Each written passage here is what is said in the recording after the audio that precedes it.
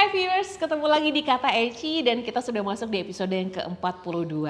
Hari ini saya mau memberikan masukan-masukan ya, khususnya untuk kalian yang sering bertugas sebagai moderator. Apa aja sih kesalahan-kesalahan yang biasanya masih sering dilakukan oleh moderator yang berasanya nih untuk audiens tuh agak ganggu dikit gitu ya. Jadi berasa sekali ketika pembawaan moderator itu di atas panggung menjalankan tugasnya, memandu suatu sesi diskusi gitu ya, terasa agak terlalu berlebihan atau bahkan terlalu kaku dan kurang nyaman untuk dilihat gitu. Jadi apa saja kesalahan-kesalahan tersebut yang sebaiknya segera dikoreksi? Kita lihat selengkapnya di Kata Eci episode ke-42. Jangan lupa sebelumnya di subscribe dulu. Kemudian jangan lupa di like dan juga kasih komennya kalau memang dirasa konten ini bermanfaat dan bisa membantu untuk mengembangkan kemampuan kamu dalam menjalankan tugas sebagai moderator. Yuk kita langsung cari tahu kesalahan apa saja yang dilakukan oleh para moderator tersebut.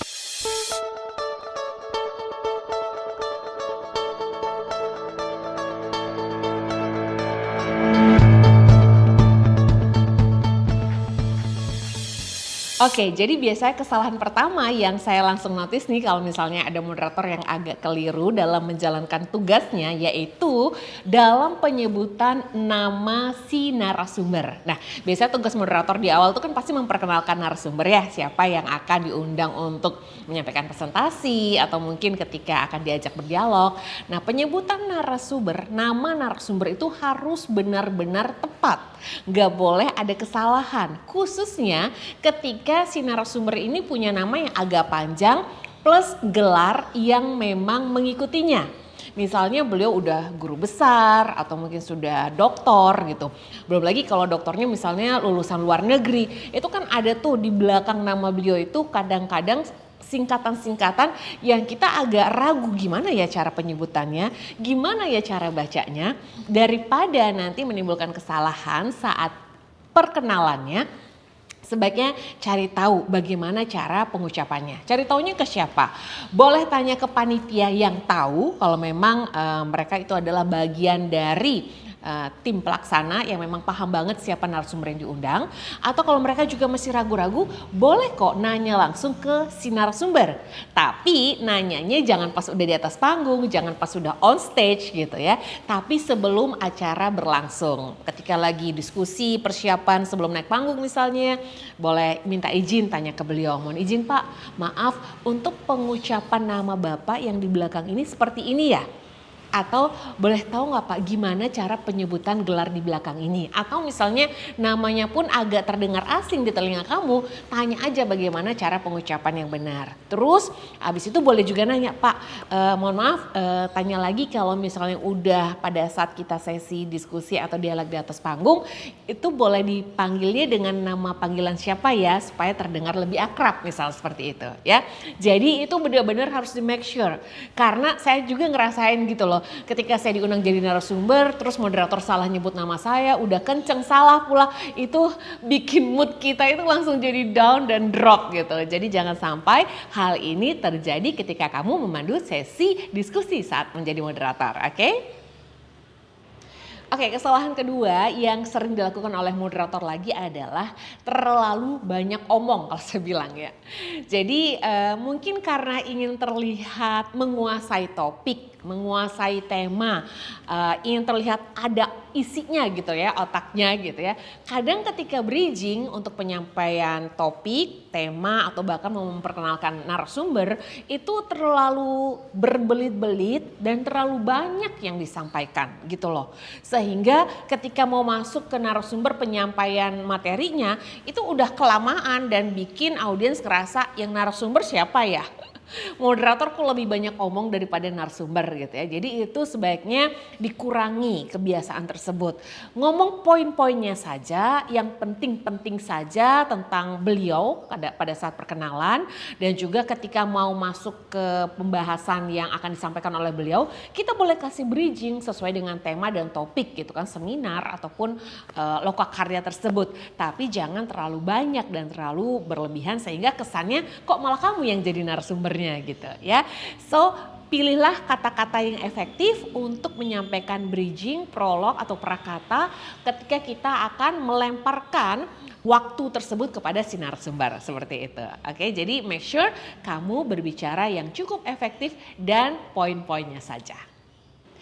Nah, tugas moderator kan memang adalah sebagai jembatan gitu ya, penghubung. Ketika beliau setelah selesai menyampaikan materi, biasanya kita masuk ke sesi tanya jawab. Nah, ketika sesi tanya jawab berlangsung dan beliau narasumber ini menjawab pertanyaan-pertanyaan dari peserta misalnya, kadang tuh kita suka nimpal-nimpalin atau kadang kita suka ikut memberikan celutukan-celutukan yang membuat suasana mungkin maksudnya adalah supaya lebih mengalir gitu ya.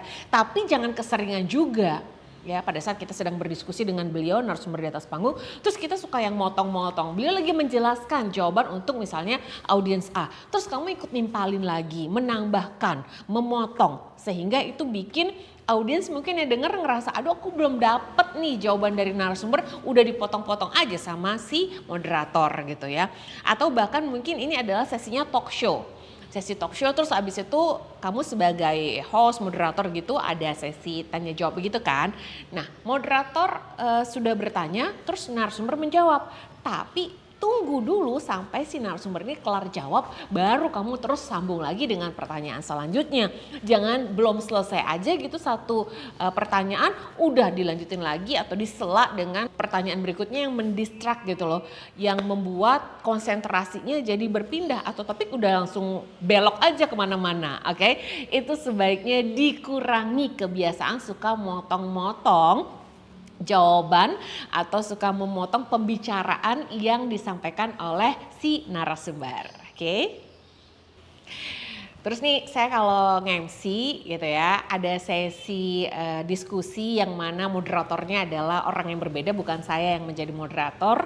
Itu suka kesel, agak bete dan gondok sedikit kalau moderator itu suka kepanjangan gitu loh menghabiskan untuk sesi mereka. Padahal kan udah jelas-jelas sih di susunan acara, oke sesi penyampaian materi dari narasumber dan juga Q&A dengan moderator itu misalnya durasinya adalah 60 menit. Dan tugas dari moderator itu adalah memang sebagai ibaratnya tuh polisi gitu loh di atas panggung untuk sesi diskusi ini. Jadi yang ngatur waktu supaya tepat waktu itu adalah moderator. Jadi kalau misalnya sampai molor 30 menit berikutnya atau bahkan sampai 2 jam dari waktu yang seharusnya 1 jam, itu kesalahannya bukan narasumber ya, tapi si moderator karena nggak bisa memotong atau nggak bisa mengarahkan, tidak bisa mengingatkan si narasumber untuk waktu yang sudah disiapkan. Dan kalau memang udah tahu narasumbernya ngomongnya agak banyak, kita selaku moderator ya jangan ikut-ikutan gitu ngomongnya banyak, ya seperlunya aja agar waktunya bisa sesuai dengan susunan acara yang sudah ada. Terus gimana Kak caranya untuk bisa memotong narasumber, kalau narasumbernya kepanjangan gimana? Ya diingatkan aja misalnya ketika 15 menit waktu mau berakhir atau 5 menit mau berakhir itu diingatkan dengan sopan. Mohon maaf Pak, waktu 5 menit lagi. Terus misalnya udah habis masih ngomong lagi, mohon izin Pak, waktunya sudah habis, nanti bisa kita lanjutkan lagi untuk pembicaraan yang menarik ini di sesi tanya jawab sambil berdiskusi, misalnya kayak gitu ya. Sehingga panitia happy karena waktu nggak jadi molor karena barangkali akan ada acara lagi selanjutnya ya kan. Terus juga peserta juga nggak ngerasa gondok gitu karena kok nggak selesai-selesai sesi ini gitu ya. Dan kita juga sebagai moderator tuh bisa menjalankan peran kita dengan baik karena bisa mengontrol atau memanajemen waktu yang baik ketika sesi kita berlangsung. Nah, kesalahan terakhir yang sering dilakukan oleh moderator adalah sebenarnya ini udah harus diingatkan dari awal sih, yaitu teknik miking yang tepat. Biasanya kalau kita jadi moderator, mikrofon yang diberikan oleh panitia atau yang punya acara adalah wireless seperti ini kan, yang tanpa kabel ya. Jadi ketika kita akan memulai berbicara di atas panggung tersebut, pastikan mikrofon ini sudah on ya. Jadi jangan begitu kita sudah selamat siang atau kita mengucapkan salam assalamualaikum tapi ternyata belum on, itu akan bikin kita gugup dan panik. Oke, so make sure sebelum kita mulai berbicara mikrofon sudah on. Nah selanjutnya penggunaannya ya teknik micingnya harus tepat. Karena kalau teknik miking kita sebagai moderator nggak tepat, suara kita nggak terdengar jelas, nggak terdengar clear oleh audiens kita, itu akan membuat mereka jadi nggak mau fokus sama kita, nggak mau dengerin kita, nggak mau memperhatikan kita, sehingga kita yang ngerasa dicuekin, terus jadinya di atas panggung ngerasa nggak pede gitu. Oke, jadi teknik miking yang tepat gimana? Nah, jadi mikrofon wireless seperti ini jarak ideal ke bibir kita atau ke mulut kita saat berbicara adalah minimal 2 jari. Seperti ini. Oke, minimal seperti itu. Dan untuk posisi mikrofonnya itu dengan kemiringan 45 derajat. Jangan memegang mikrofon seperti ini saat kita menjadi moderator. Kenapa? Karena suara kita yang masuk ke mikrofon ini akan tidak terdengar bulat. Oke, kedengarannya akan berbeda. Coba deh kalau nggak percaya nanti ya pada saat gladi ketika jadi moderator. Rasakan perbedaan ketika megang mikrofon seperti ini sama mikrofon seperti ini. Pasti akan terdengar lebih enak, empuk, bulat suaranya kalau kita pegangnya seperti ini. Jadi jaraknya 2 jari minimal, oke? Kalau kita tergolong orang dengan suara cempreng, wanita dengan suara cempreng gitu ya. Semakin lebih dekat lagi mikrofon ini ke bibir kita, suara kita akan terdengar lebih bulat, lebih berwibawa gitu. Tapi kalau semakin jauh itu akan semakin menunjukkan kecemprengan suara kita. Ya, jadi ketika kita berbicara ini make sure selalu ditahan di posisi yang saya sebutkan tadi, kemiringan 45 derajat dan jaraknya 2 jari minimal. Terus saat kita misalnya mau menghadap ke narasumber, ini mikrofonnya selalu ngikut ya, kemanapun kepala kita berbelok. Termasuk ketika kita mau menanggapi penanya dari floor gitu, dari audiens gitu ya. Mikrofon ini selalu mengikuti ya, kemanapun kepala kita bergerak, jangan ditinggal. Oh ya Bapak yang ada di sana, jangan ditinggal ini karena suara kita bakal hilang. Terus muncul lagi, hilang muncul lagi, jadi kurang nyaman buat didengar. Oke, ini basic banget yang memang harus dikuasai oleh moderator saat memandu suatu sesi ketika di atas panggung dengan menggunakan mikrofon wireless. Oke? Jadi itu tuh kesalahan-kesalahan yang biasa dilakukan oleh moderator. Yang mana yang masih kamu lakukan?